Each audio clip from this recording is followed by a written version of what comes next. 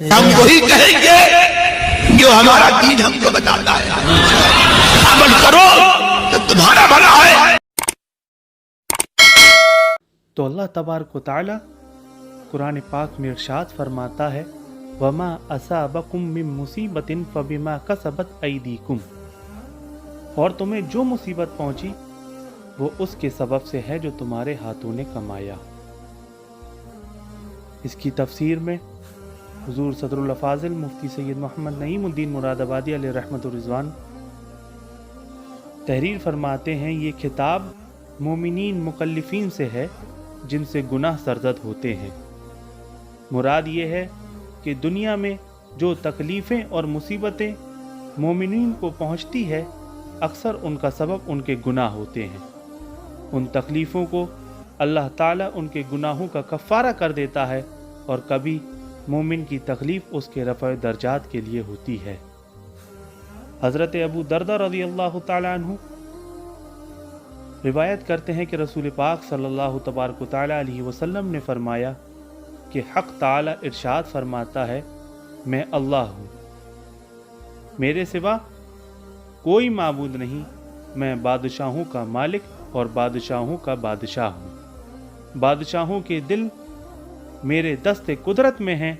जब लोग मेरी ताबेदारी करें, मैं बादशाहों के दिलों में रहमत और नरमी डाल देता हूँ, और जब मेरी मुखालिफत करें तो उनके दिलों को अजाब और गज़ब की तरफ फेर देता हूँ। फिर वो उनको सख्त इज़ाएं देते हैं। तो लोगों को चाहिए कि बादशाहों को बुरा कहने में मशगूल ना हो, बल्कि ज़िक्र और आजिज़ी इख्तियार करें, फिर बादशाहों की तरफ से मैं काफ़ी हो जाऊँगा। यानी वो रियाया के साथ सुलूक व मोहब्बत से पेश आएंगे। इस हदीस पाक में ज़रा गौर करें कि जिन हुक्मरानों को हम जालिम व जाबिर कहते हैं, ये कहाँ से आए, किस कौम में से आए, तो जवाब यही आएगा कि ये हम ही में से आए, और ये हमारे ही दरमियान पले बड़े और आज हुक्मरान बने बैठे हैं। फिर ये इतने जालिम कैसे बन गए? इक़्तिदार में आने से पहले तो ये हमारे दरमियान नज़र आते थे, हमारे दुखों को अपना दुख करार देते थे, महंगाई, करप्शन और जुल्म को ख़त्म करने के हमसे वादे करते थे, मगर इक़्तिदार में आते ही ये इतने जालिम कैसे बन गए? हदीस कुदसी में उसका जवाब मौजूद है। रब तबारक व तआला फरमाता है, जब लोग मेरी अताअत करें तो मैं बादशाहों हुक्मरानों के दिलों में रहमत और नरमी डाल देता हूँ, और जब लोग मेरी नाफरमानी करते हैं तो हुक्मरानों के दिलों को गज़ब की तरफ फेर देता हूँ। फिर वो उनको सख्त ईज़ाएं देते हैं। मालूम हुआ कि अल्लाह ताला की नाफरमानी के सबब हुक्मरान कौम को तकलीफ़ें पहुँचाते हैं, जैसा कि हज़रत उमर बिन अब्दुल अज़ीज़ रहमतुल्लाह ताला अलैह फरमाया करते थे कि हुज्जाज बिन यूसुफ खुदा की तरफ से एक आजमाइश था जो बंदों पर गुनाहों के मुआफिक आया। सैयदना इमाम आज़म अबू हनीफ़ा रज़ियल्लाहु ताला अन्हु हमें जालिम हुक्मरानों के नुकसान से बचने का तरीका बताते हैं। इमाम आज़म अबू हनीफ़ा रज़ियल्लाहु ताला अन्हु फरमाते हैं कि जब तुझे जालिम बादशाह के साथ इब्तिलाए वाक़े हो जाए और उसके सबब से तेरे दीन में नुकसान पैदा हो जाए, तो उस नुकसान का कसरत इस्तिग़फ़ार के साथ तदारुक कर, अपने लिए और उस जालिम बादशाह के लिए। मालूम हुआ कि जालिम हुक्मरानों को बुरा कहने की बजाय हम अल्लाह ताला की फरमाबरदारी और उसके फरमाबरदार बंदे बन जाएं, उसकी बारगाह में सच्ची और पक्की तौबा करें, उसके दरबार में सरबसुजूद हो जाएं और निहायत आजिज़ी के साथ अल्लाह ताला के ज़िक्र में मशगूल हो जाएं। देखें, बनी इसराइल जब खुदा की नाफरमानी में हद से ज़्यादा बढ़ गई तो खुदा ने उन पर एक जालिम बादशाह बख्त नस्र को मुसल्लत कर दिया, जिसने बनी इसराइल को कत्ल किया, गिरफ्तार किया और तबाह किया, और बैतुल मुक़द्दस को बर्बाद वीरान कर डाला। हज़रत उज़ैर अलैहिस्सलाम एक दिन शहर में तशरीफ़ लाए तो आपने शहर की वीरानी और बर्बादी को देखा। तमाम शहर में फिरे, किसी शख्स को वहाँ ना पाया। शहर की तमाम इमारतों को मुनहदिम देखा। ये मंजर देखकर आपने बड़ा ताज्जुब फरमाया, अल्लाह उस शहर को मौत के बाद उसे फिर कैसे ज़िंदा फरमाएगा। आपने जब ये फरमाया, उसके बाद आप एक दराज गोश पर सवार थे। اور آپ کے پاس ایک برتن کھجور اور ایک پیالہ انگور کے رس کا تھا۔ آپ نے اپنے دراز گوش کو ایک درخت سے باندھا اور اس درخت کے نیچے آپ سو گئے۔ جب سو گئے تو خدا نے اسی حالت میں آپ کی روح قبض فرما لی، اور جو گدھا تھا آپ کا وہ بھی مر گیا۔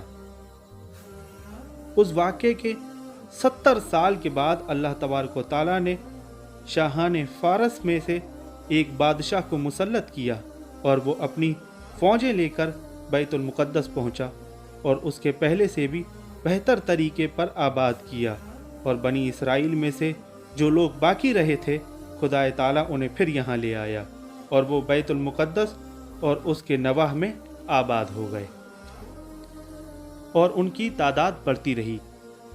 اس زمانے میں اللہ تعالیٰ نے حضرت عزیر علیہ السلام کو دنیا کی آنکھوں سے پوشیدہ رکھا، اور کوئی آپ کو دیکھ نہ سکا۔ جب آپ کی وفات کو 100 سال کا عرصہ گزر گیا تو اللہ تبارک و تعالیٰ نے دوبارہ آپ کو زندہ کیا۔ پہلے آنکھوں میں جان آئی، ابھی تمام جسم مردہ تھا، وہ آپ کے دیکھتے دیکھتے زندہ کیا گیا۔ جس وقت آپ سوئے تھے وہ صبح کا وقت تھا، اور 100 سال کے بعد جب آپ کو دوبارہ زندہ کیا گیا تو یہ شام کا وقت تھا۔ خدا نے پوچھا، اے عزیر تم یہاں کتنے ٹھہرے؟ آپ نے اندازہ سے عرض کیا کہ 1 دن یا کچھ کم۔ آپ کا خیال یہ ہوا کہ یہ اسی دن کی شام ہے جس کی صبح کو سوئے تھے۔ خدا نے فرمایا، بلکہ تم تو 100 برس سے ٹھہرے ہو۔ اپنے کھانے اور پانی یعنی کھجور اور انگور کے رس کو دیکھو کہ وہ ویسا ہی ہے، اس میں بو تک نہیں آئی، اور اپنے گدھے کو بھی ذرا دیکھے۔ آپ نے دیکھا تو وہ مرا ہوا اور گل چکا تھا، اعضاء اس کے بکھرے ہوئے تھے اور ہڈیاں سفید چمک رہی تھی۔ آپ کی نگاہ کے سامنے اللہ تبارک و تعالیٰ نے اس گدھے کو بھی زندہ فرمایا۔ پہلے اس کا اجزا جمع ہوئے اور اپنے اپنے موقع پر آئے۔ ہڈیوں پر گوشت چڑھا، گوشت پر کھال آئی، بال نکلے، پھر اس میں روح آئی، اور آپ کے دیکھتے ہی دیکھتے وہ اٹھ کر کھڑا ہوا اور آواز کرنے لگا۔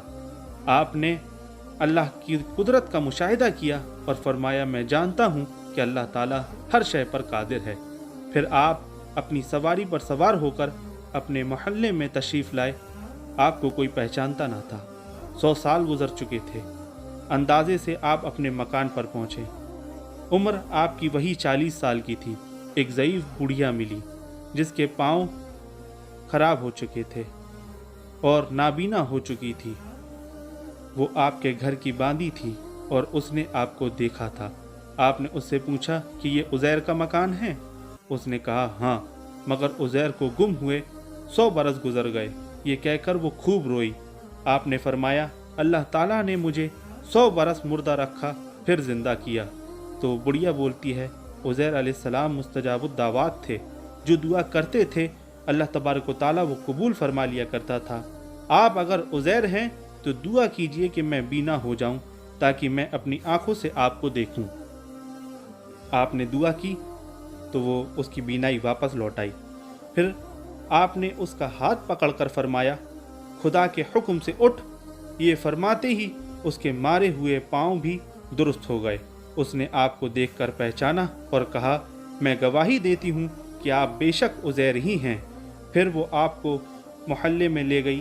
وہاں ایک مجلس میں آپ کے فرزند تھے جن کی عمر 118 سال کی ہو چکی تھی، اور آپ کے پوتے بھی تھے جو بوڑھے ہو چکے تھے۔ تو بڑھیا نے مجلس میں پکارا، یہ حضرت عزیر تشریف لائے ہیں۔ اہل مجلس نے اس بات کو جھٹلایا۔ اس نے کہا، مجھے دیکھو، میں آپ کی دعا سے بالکل تندرست اور بینا ہو گئی ہوں۔ لوگ اٹھے اور آپ کے پاس آئے۔ آپ کے فرزند نے کہا، میرے والد صاحب کی شانوں کے درمیان سیاہ بالوں کا ایک ہلال تھا، جس مبارک کھول کر دیکھا گیا تو وہ موجود تھا۔ تو خدا کی نافرمانی کا ایک نتیجہ یہ بھی ہے کہ ظالم حاکم ہم پر مسلط کر دیے جاتے ہیں اور پورا ملک برباد و ویران ہو جاتا ہے۔ تو ذرا سوچئے، ہم جن مصیبتوں میں مبتلا ہیں، خصوصاً مہنگائی، بے برکتی، تنگ دستی، ذلت و رسوائی، اور یہ مہلک بیماریاں، دشمن کا خوف، اور یہ ظالم حکمران وغیرہ कहीं ये मुसीबतें कहीं इसी वजह से तो नहीं आती कि हमने नमाजों को बोझ जानकर उसे वक्त पर बाजमात अदा करना छोड़ दिया। रोज़े हम इसलिए तर्क कर देते हैं कि हमें भूख और प्यास बर्दाश्त नहीं होती। हम ज़कात को टैक्स समझते हैं और उसे पूरी तरह अदा नहीं करते। हमने रमज़ान के उम्रे को फैशन बना लिया और फ़र्ज़ हज को मशक्क़त का बाइस समझकर उसे तर्क कर दिया। वालिदैन ने अपनी औलाद की इस्लामी उसूलों के मुताबिक तरबियत नहीं की। औलाद माँ बाप को बोझ समझती है और उन्हें कोई अहमियत नहीं देती। भाई अपने सगे भाई से फ़कत माल की वजह से मोहब्बत और गरीब भाई से ताल्लुकात भी नहीं रखता। सगी बहन अगर गरीब है तो भाई उसके घर जाना भी गवारा नहीं करता। वालिदैन अपनी मालदार औलाद को गरीब औलाद पर तरजीह देते हैं। बीवी शौहर का किबला बन चुकी है। बीवी अपने शौहर की नाशुक्री करती है। नौजवान लड़का बाप को दूर और दोस्त को करीब करता है। वालिदैन अपनी नौजवान औलाद और बहू के साथ बैठकर फिल्में ड्रामे देखते हैं। ये सब अगर गुनाहों की बातें अगर मुसलमानों के दरमियान आम होती चली जाएंगी तो आज जो हाल हमारे सामने हैं ये किसी से पोशीदा नहीं है। तो अगर जब हमारे किरदार और हमारे आमाल इस तरीके से होंगे तो यकीनन हमारे ऊपर जुल्म होता ही रहेगा। और अल्लाह ताला बड़ी कुदरतों का मालिक है, वो जो चाहे कर सकता है। और एक दिन उसने सबको दोबारा जिंदा करके अपने हुजूर बुलाना है और हिसाब लेना है। और जब हमें उसके बारगाह में जाना है तो हमें ये भी तैयारी कर लेनी चाहिए कि हम उसकी बारगाह में किस तरीके से अपना मुंह दिखाएंगे।